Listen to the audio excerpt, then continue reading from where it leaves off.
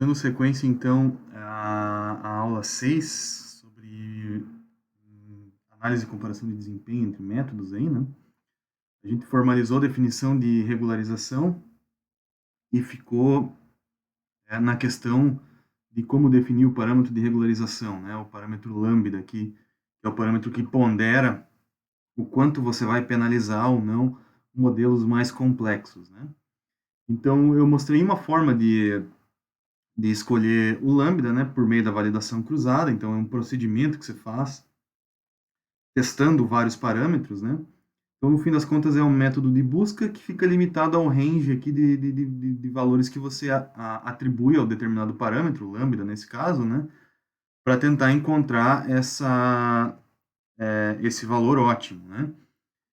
Dentro, claro, daquele range que você tá buscando, né? Então, a validação cruzada, no fim das contas, ela usa como base ali o conjunto de validação, né? A gente sempre busca o lambda que minimiza o erro ali para o conjunto de validação. E o que eu vou fazer agora é mostrar uma outra alternativa que tem sido bastante usual nos métodos mais novos de reconhecimento de padrões, que é um método baseado no que se chama, ou tem se usado esse termo, na verdade, na literatura, que é Bayesian Optimization, né? Então, esse tipo de otimização, na verdade, é uma outra forma da gente tentar fazer a busca de parâmetros. Então, no caso da validação cruzada, a gente define valores discretos aqui para o lambda, né? E a gente vai avaliar o desempenho no conjunto de validação ali, né? A acurácia, por exemplo, no conjunto de validação, para cada um desses ranges, para cada um desses valores aqui que a gente está definindo para o lambda, né? Então, a gente fica limitado a nossa busca a esses valores. Qualquer coisa que acontece entre eles, né? A gente acaba não tendo essa informação, né? Então, o objetivo principal desse tipo de abordagem é tentar fazer uma busca de uma forma mais contínua ao longo desse espaço de busca da variável lambda, né? Além de poder ser facilmente expandido aí para mais dimensões do que só um parâmetro, né? E muito mais otimizado do que a validação cruzada, né? Que exige uma busca de todos contra todos os parâmetros para definir a combinação ótima, né? Uma busca mais exaustiva, né? No sentido de busca efetivamente, né?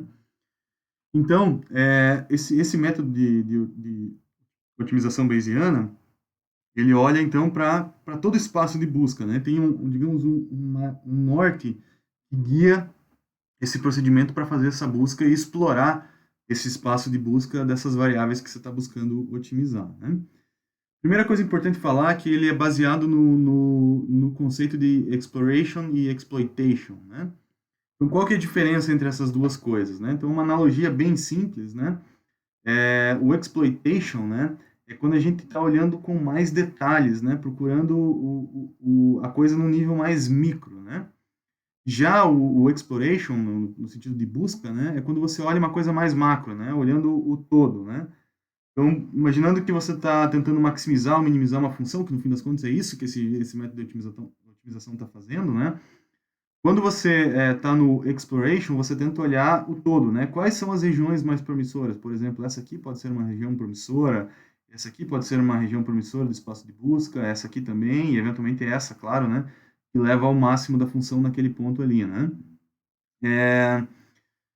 E o exploitation é quando você está numa dessas regiões, por exemplo, nessa região aqui, e você tenta olhar no nível mais micro, né? O que está acontecendo aqui nessas micro-regiões aqui, que podem ser mais promissoras do ponto de vista de procurar essa solução para o teu problema, né?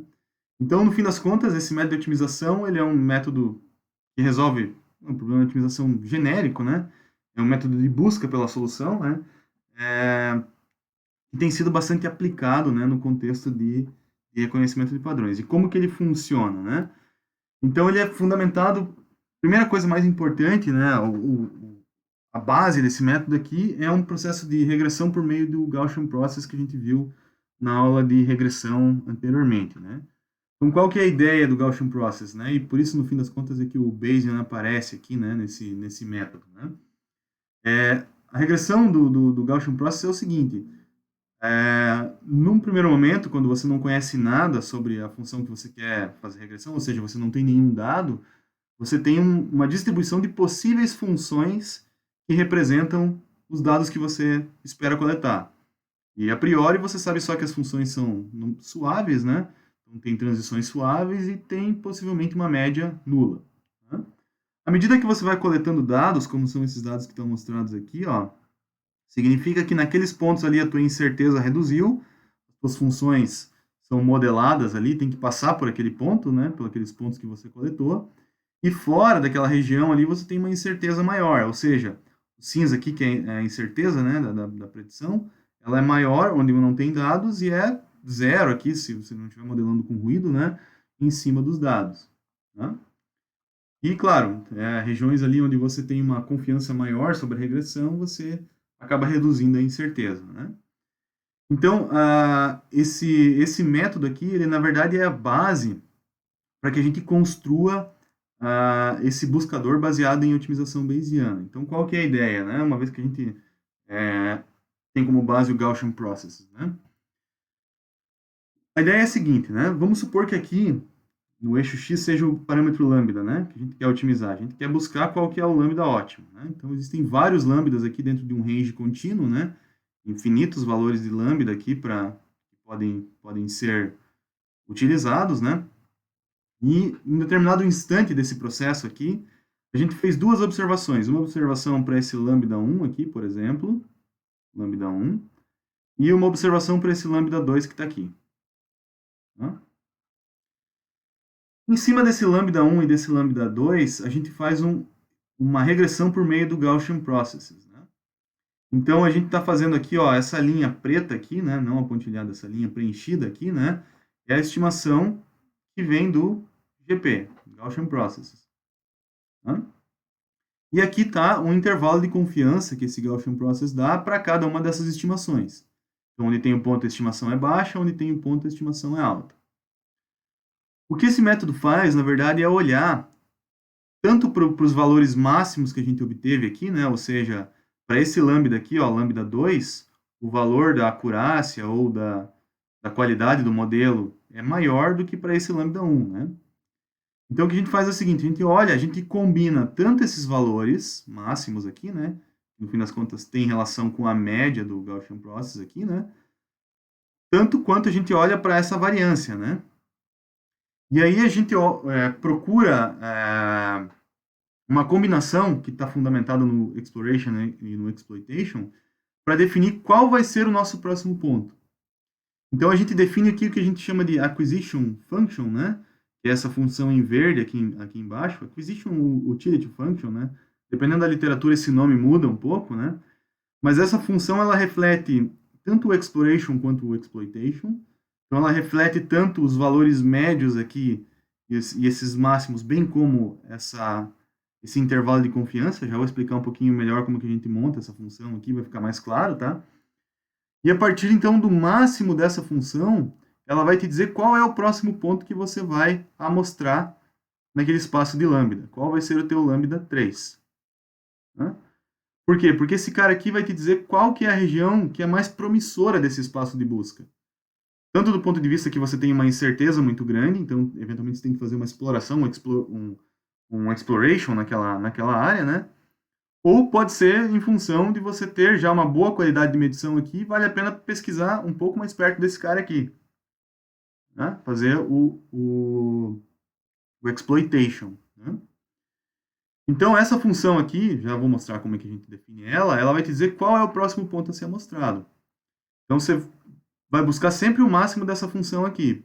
Definir o máximo dela, que é esse lambda 3, você vem aqui e roda o teu modelo em cima daquele novo lambda. Então, rodou o teu modelo em cima daquele novo lambda, você vai repetir o processo. De novo, vai definir o Gaussian Process, agora com esses 3 pontos aqui. Vai atualizar a tua Acquisition Function, que vai ter um novo máximo, que vai refletir qual que é a próxima região que você vai buscar, levando em conta a incerteza e o valor máximo aqui que você tem, né? Os valores máximos, né? Então, ou você vai buscar reduzir a incerteza, fazer um exploration, ou ficar próximo dos valores máximos aqui, fazer um exploitation numa região promissora, né? Mas, claro, sempre vai buscar o máximo dessa acquisition function. Essa função aqui vai ter um novo lambda, que é o lambda 4, por exemplo, né? O lambda 4 aqui. Então, eu vou amostrar, ou seja, o que significa amostrar? Eu vou rodar de novo o classificador com esse lambda 4, ou o regressor com esse lambda 4 aqui, e vou ter um valor de acurácia para ele, que vai ser atualizado, né? Em relação àquilo que eu havia previsto, né? Não necessariamente ele vai cair exatamente desse ponto aqui da média, né? Porque isso aqui é a estimação e aqui é o que eu estou medindo de fato, né? E aí eu vou ter esse novo ponto aqui, esse quarto ponto vai me permitir atualizar o Gaussian Process, repetir a regressão e definir de novo a Acquisition Function e definir de novo onde eu vou fazer esse processo de aquisição. Então eu vou repetindo isso até eu, né, ter um número de pontos razoavelmente bom aqui no meu espaço de busca, ou que não tenha mais nenhum ponto ou nenhuma região que seja promissora do ponto de vista da Acquisition Function para eu amostrar, né? Então essa que é a ideia aqui dessa otimização. Então eu alterno entre rodar o modelo, né? Então estou sempre alternando entre uma etapa que é de rodar o modelo, ou seja, para aquele lambda eu calculo lá, né, rodo o modelo com ele, por exemplo, o meu parâmetro de regularização é definido por esse lambda, rodo o estimador, eu tenho um valor de acurácia para aquele ponto, então eu posso atualizar o meu Gaussian Process. Do Gaussian Process eu uso, então, atualizo a Acquisition Function, né, que reflete aqui, então, o Exploration e o Exploitation, e eu vou definir um novo lambda, defino um novo lambda aqui, né, e fico repetindo esse processo aqui até ficar satisfeito com a exploração que eu fiz, né, ou não ter nenhuma região mais promissora para eu buscar, né. De uma maneira um pouco mais formal, né, esse aqui é o escopo desse algoritmo aqui, né, dessa abordagem por otimização bayesiana, tá? Aqui é só estou colocando um pouco mais formal, né?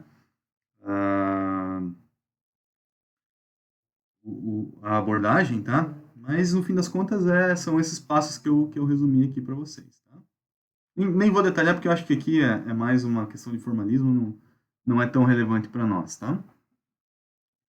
Então, a grande questão é, o Gaussian Process a gente já falou como que ele funciona, né? Rodar o modelo também a gente já viu ali, que seria basicamente rodar um list squares com regularização, por exemplo, né? Para esse caso aqui. E a pergunta é como que eu defino, então, essa acquisition function, né? O grande diferencial em relação a tudo que a gente já falou é essa acquisition function, porque se eu tenho ela, eu posso definir o máximo dela e fazer a busca, então, sempre guiado pelo máximo dessa acquisition function, né? Então, eu vou mostrar uma forma de acquisition function, né, ou essa utility function aí, que talvez seja a mais trivial de todas aí, dos métodos mais clássicos de otimização bayesiana. Existem várias variações, tá? Se você for estudar esse assunto mais a fundo, vai ver lá que esse modelo aqui acaba sendo limitado em alguns aspectos, tá? Mas como nosso objetivo aqui não é estudar a fundo esse método, é só mostrar essa abordagem para vocês, então eu vou explicar ele porque acho que ele é o mais fácil de entender essa característica. Tá? Então vamos supor que em um determinado momento eu tenho esses dois pontos aqui, ou seja, eu já calculei aqui os meus modelos para esses dois casos aqui, já atualizei o meu Gaussian Processes aqui, né, que é dado por essa linha média e esse intervalo de confiança cinza aqui, né? Então, eu estou com tudo isso atualizado. Né? Então, e aí eu tenho vários possíveis candidatos aí a serem os novos valores que eu vou experimentar. Então, eu tenho, por exemplo, esse candidato X1 aqui, que eu estou colocando ele só para ilustrar, e esse candidato X2. Né? E além disso, pelo meu Gaussian Process ali, né, eu levantei que o valor máximo da minha função, né, que eu obtive de maior até agora, está limitado por esse ponto aqui. Então, esse ponto aqui está me limitando qual o valor máximo que a gente já obteve para para todo o espaço que a gente já realizou essa busca. Né? Então, essa abordagem aqui para a utility function chamada probability of inclusion, né, de inclusão daquele ponto no Gaussian Process, no fim das contas é isso, né? Qual a probabilidade de eu incluir X1 ou X2 na minha nova regressão por meio do Gaussian Process que eu vou fazer, né? Então, como que a gente define, por exemplo, se vai ser X1 ou X2 nesse caso aqui, tá? Então, a questão é a seguinte, a gente vai olhar, o Gaussian Process nada mais é do que uma gaussiana, né? Que a gente está modelando em cima de cada um desses pontos aqui, né? Centrada na média aqui da função, né? E com uma determinada variância que é proporcional à variância naquele local, né? Então, aqui eu tenho essa média que está aqui, né? E essa outra média para o ponto x2 está aqui. E a variância desse cara aqui é um pouco menor do que a variância desse cara que está aqui, né? Então, se a gente for olhar a área daquilo que está acima do valor máximo, que é essa área que está aqui, eu tenho essa área para o x1, para o x2, perdão, essa área em vermelho que está aqui, né? E a área para o x1 é uma área bem pequenininha, quase zero, na verdade, porque essa gaussiana está mais concentrada em torno dessa média aqui, né? Então, do ponto de vista desse probability of inclusion aqui, né, a gente vai sempre olhar qual que é o ponto que tem a maior área acima daquele valor máximo, né? Claro que aqui eu vou ter N gaussianas aqui, que seriam candidatas, né? Mas eu vou buscar aquela que, então, maximiza essa área que tá aqui. E aquele cara que maximizar essa área aqui vai ser o meu próximo candidato. Por quê? Porque ou ele vai refletir a minha incerteza, né, sobre aquela região do espaço, ou seja, eu tenho tanta incerteza que eu preciso aquisitar um ponto lá para reduzir aquela incerteza, ou eventualmente ele está tão perto da média ali, mesmo tendo uma incerteza grande, a área dele vai ser muito maior do que todas as outras áreas que eu já explorei do espaço de busca. Então, essa área aqui, no fim das contas, ela reflete as duas coisas que a gente está buscando, que é a redução de incerteza por meio do exploration, né? O exploration tem a ver com a incerteza, né? E ele reflete também o exploitation, né? Então, esse cara aqui, ele faz as duas coisas, né? Essa área reflete essas duas coisas para nós aqui. Quando eu amostrar, eu reduzo a incerteza, né? E aí aquele ponto pode ser um bom candidato ou não. Se não for, de repente, é melhor eu continuar aqui por perto, né? Então, essa aqui é a ideia principal desse Probability of Inclusion. Então, existe uma maneira, digamos, otimizada para fazer o cálculo dessas áreas aqui, né? Eu não vou detalhar isso aqui, sai fácil isso aqui do Gaussian Process, na verdade tem uma maneira bem elegante de fazer isso, né? Então, a gente consegue calcular a área para diversos pontos aí e determinar qual é o maior deles, né? E o maior deles, então, vai ser para nós aí o ponto a ser amostrado, né? Então, aqui está só uma ilustração de como que seria esse caso, né? O que eu estou mostrando aqui embaixo, que é a Acquisition Function, né, que está em verde aqui, ó, é a Acquisition Function atualizada, ou seja, é a área de todos os vários pontinhos que eu tenho aqui, né, para todos os pontos que eu estou mostrando aqui, é a área atualizada para cada um deles. Veja que no primeiro caso a área máxima estava aqui, né, a região de incerteza estava grande aqui, aí eu reduzi a incerteza lá, daí tem uma incerteza maior aqui, com valores altos, que pode ser promissor, eu vim aqui e mostrei aqui, né, depois eu atualizei e tem uma região de incerteza grande aqui, então eu vou mostrar lá no fundo, lá, né? E aí eu fico alternando sempre nessa questão da incerteza e no quanto ele é promissor, né? O quanto ele é promissor está sempre limitado por esse valor máximo aqui, né? Então, esse valor máximo que está sempre ponderando as áreas para nós, né? E aí eu fico alternando nesse processo aqui, então, de atualizar essa acquisition function, que no fim das contas é a área dessas gaussianas para cada um desses pontinhos, né? Até eu chegar num valor final ali, que eventualmente é eu estou satisfeito com esse processo de otimização aqui e cheguei no valor de lambda ali que eu estou considerando ótimo para minha busca. Então, diferentemente lá da validação cruzada, onde eu parto de um range fixo para fazer a busca dos parâmetros, né? Aqui eu tenho um range muito mais fino, né? Eu posso dividir isso aqui num range muito grande, né? Porque eu não vou precisar buscar todos eles, né?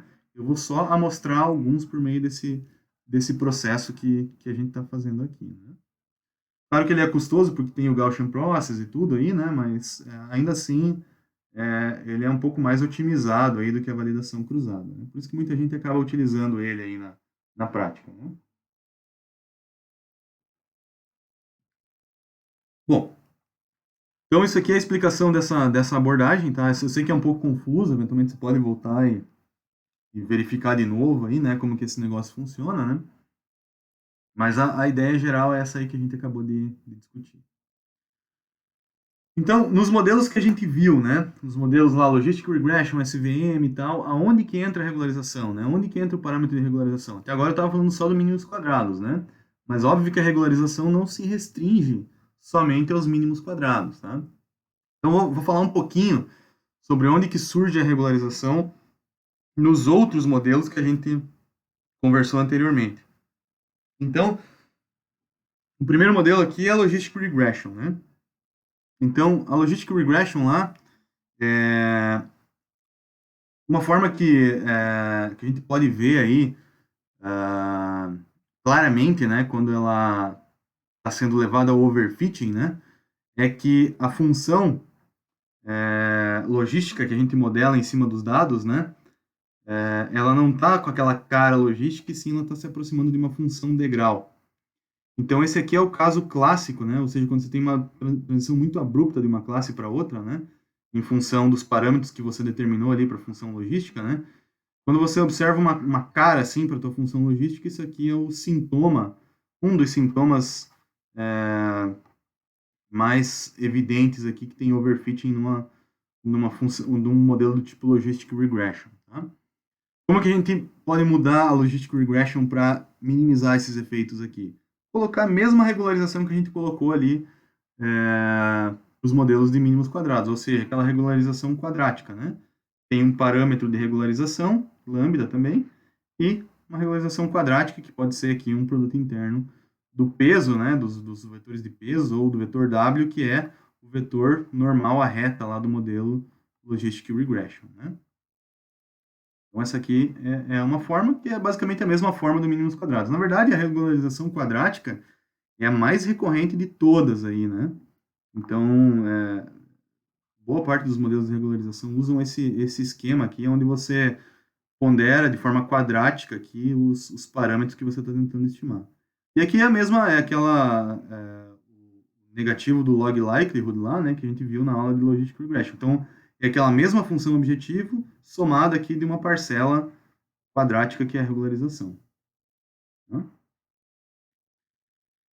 A SVM, né? Então, o que a SVM tem em termos de características? Só puxando aqui a formulação da SVM, né? Que a gente viu na aula de SVM. Então, tá aqui, a gente vai minimizar o peso ali, né? Ponderado lá pelas variáveis de folga que a gente discutiu lá, por causa de separação não linear de classes, né? E aí a gente avaliou o parâmetro C, eu falei sobre isso na aula de SVM lá, né? Que valores muito altos para o parâmetro C, eu vou tentar ao máximo não cometer nenhum erro de classificação, né? Eventualmente até posso comprometer a questão da separação da margem aqui em função disso, né? Ao passo que valores menores aqui eu posso até tolerar algum erro de classificação, mas de repente tentar acompanhar melhor o que acontece em termos de separação de classes, ou seja, eu estou tentando não levar muito em consideração o efeito de um outlier na minha modelagem. Então, o que é isso, né? Se a gente for ver tudo que a gente discutiu nesses vídeos da aula 6 aqui, no fim das contas, é regularização, né? Eu falei isso lá, agora acho que talvez fique um pouco mais claro para vocês o que esse C de fato significa, né? Então, essa parcela aqui da SVM está relacionada com regularização. Então, essa aqui é a regularização que aparece na SVM. Por conta dessa influência do parâmetro C que a gente discutiu lá na aula de SVM. Se for o caso, volta lá para esse vídeo para você lembrar dessa discussão aqui, né? Do porquê que cada caso aqui gera esses cenários que a gente conversou. Outra coisa importante, né, que além do parâmetro C ali, o próprio parâmetro do kernel pode gerar overfitting, né? Se a gente tiver um valor muito pequeno, a gente fica com um classificador muito localizado aqui, né? Ou seja, a gente está dando muita ênfase a outliers, eventualmente, né? E às vezes não olhando o comportamento como um todo da separação entre as classes, né? Então, o sigma também pode ser encarado como um parâmetro que influencia a classificação, né? Quanto maior o sigma, mais suave o classificador, e a gente reduz também o overfitting, né? Então, para eu reduzir o overfitting na SVM, o que eu posso fazer? Diminuir o valor do C e diminuir e aumentar o valor do sigma. Tá? Dica bem prática, bem importante. E claro, então, quanto menor o sigma, mais sharp é o classificador, maior é o overfitting. Então, com um valor alto de C e um valor baixo para sigma, eu eventualmente posso estar numa região mais de overfitting, né? O que é alto e o que é baixo depende muito do problema, tá? Então, depois eu vou mostrar uma dica aí de como a gente pode diagnosticar esse tipo de coisa. Com relação às árvores de decisão, o parâmetro que define ali o overfitting, né, ou está mais relacionado ao overfitting, é o tamanho máximo do comprimento das árvores, né? A gente limitar esse tamanho máximo, ou seja, podar a árvore numa determinada altura aqui, né? Por exemplo, lá nessa região da árvore aqui, né? Eventualmente a gente não vai ter uma pureza muito grande aqui nos nós folha, né? Ou seja, vai ter um certo número de exemplos de classe, com a maioria de uma delas, né? Mas isso aqui eventualmente pode levar a menos características de overfitting, como a gente pode ter se tiver uma árvore muito profunda, né? Outra forma de atenuar isso aí é olhar, por exemplo, para modelos do tipo Ensemble, né? O Randall Forest, o AdaBoost lá. A resposta individual do classificador, do regressor ou do classificador é ruim, porém a combinação deles atenua aí, né, essa característica de overfitting ou mesmo underfitting, né, que pode ser o caso em modelos muito simples, né? Claro, se você diminuir muito o tamanho da árvore, né, fica uma árvore muito curta, você cai no underfitting, né? Então existe um compromisso ótimo aí entre o comprimento que vai gerar um modelo mais adequado para você em termos de classificação. Lembrando sempre que a nossa referência é o conjunto de validação, né? Ele que é o norte para nós aí, né? Então, como que eu defino o tamanho máximo das árvores? Como que eu defino o tamanho do o valor C e o valor sigma aqui da SVM? Como que eu defino o lambda aqui para regularização? Posso usar validação cruzada, posso usar otimização bayesiana, que a gente viu agora, né? Então, tudo isso aí serve para esses casos aqui. Inclusive, eu posso fazer otimização de vários parâmetros simultaneamente, né? Então, nada impede de usar validação cruzada nem otimização bayesiana para isso, né? Lembrando que se eu tiver muitos parâmetros, muitos eu quero dizer, a partir de 4 ou 5 parâmetros para tentar otimizar, validação cruzada passa a ser um problema, tá? Ela é muito custosa computacionalmente, já que eu tenho que testar todas as combinações possíveis ali para a validação cruzada. Bom, vou tentar dar um panorama geral aqui, então, para você sempre diagnosticar, ou ter uma maneira de diagnosticar quando você está com underfitting ou overfitting, tá? Independa ao máximo do classificador que você está usando. Então, a ideia aqui é a seguinte, imagine que você tem uma performance que você espera para o teu problema de classificação. Então, a tua meta é atingir aqui, sei lá, pelo menos 90% de acurácia, tá? Você vai montar uma curva, né, para tentar diagnosticar, de tal maneira que é o seguinte, você vai dividir o teu dataset, então você tem, por exemplo, 100 exemplos, né, o número total de exemplos que você tem para construir o teu dataset aqui, você vai dividir em frações, por exemplo, 10%, 20%, 30%, 40%, 50%, até chegar em 100%, ou seja, seus 100 exemplos. Para cada um desses casos aqui, né, cada ponto desses aqui, você vai treinar um modelo, vai levantar qual que é a acurácia de treinamento, qual que é a acurácia de validação e comparar com aquela acurácia que você quer.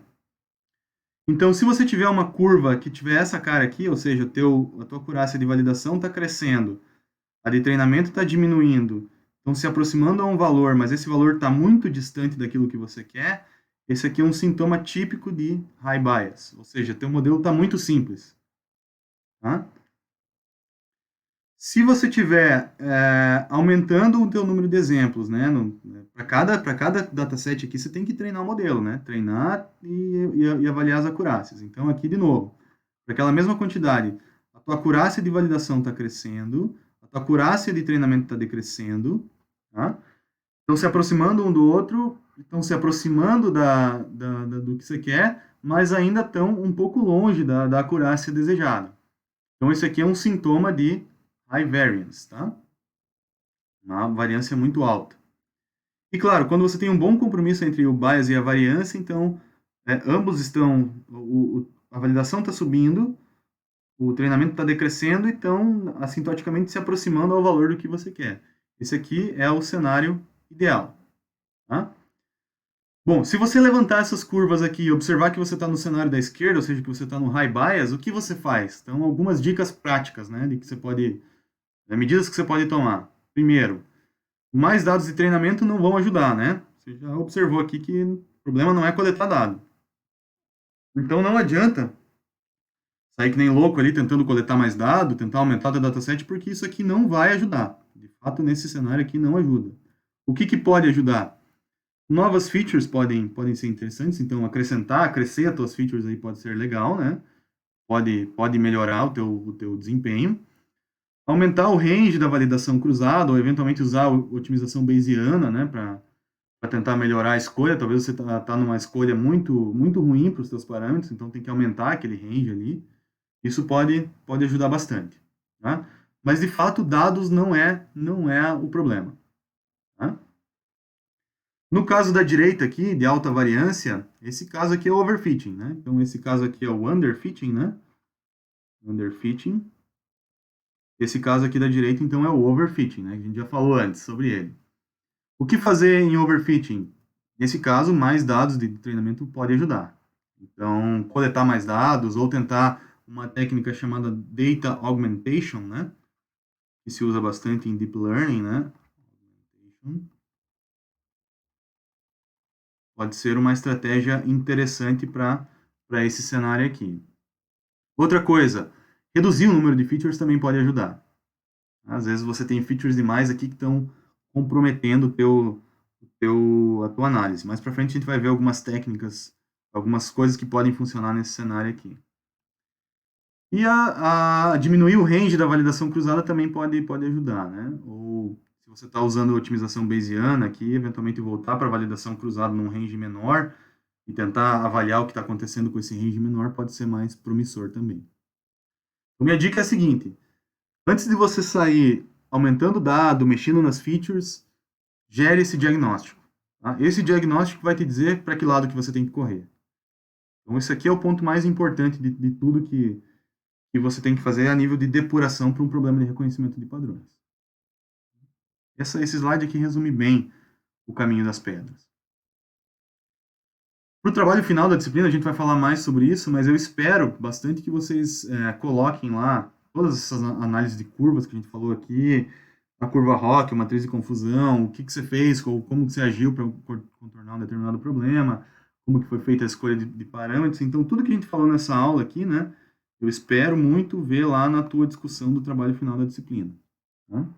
Na nossa última aula, a gente vai voltar a falar sobre esses pontos, esses requisitos para o trabalho final. Em termos de referência para essa aula, então, terminando ela aqui, né? Algumas aulas do professor Andrew lá da Coursera são muito importantes para essa discussão, principalmente na parte de regularização. As aulas do professor David Tex também são bem legais. Eu acho que o capítulo 6 daquele livro do Sebastian Haskell, lá de Python Machine Learning, é bem legal. E as aulas de otimização bayesiana do professor Nando de Freitas foi onde eu me baseei para pegar algumas coisas para colocar aqui. Então, isso encerra aí a nossa aula 6 aí. Vou fechar esse vídeo por aqui.